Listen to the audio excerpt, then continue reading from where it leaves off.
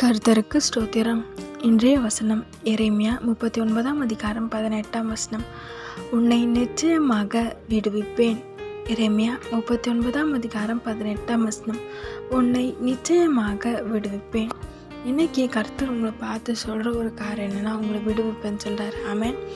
ஏதோ ஒரு பிடியில் இருக்கிறீங்களா, பலவீனத்தின் கட்டாக இருக்கலாம், கடனின் பிரச்சனையாக இருக்கலாம், பாவத்தில் அடிமையாக இருக்கலாம், இந்த பாவத்தை விடணும்னு நினைக்கிறேன் ஆனால் விட முடியல அப்படின்ற ஒரு பாவ கட்டில் கூட இருக்கலாம். இன்றைக்கி உங்களை பார்த்து சொல்கிற ஒரு வார்த்தை, கர்த்தர் சொல்கிறார், உன்னை விடுவிப்பேன், நிச்சயமாக விடுவிப்பேன்னு சொல்கிறார். ஆமென்.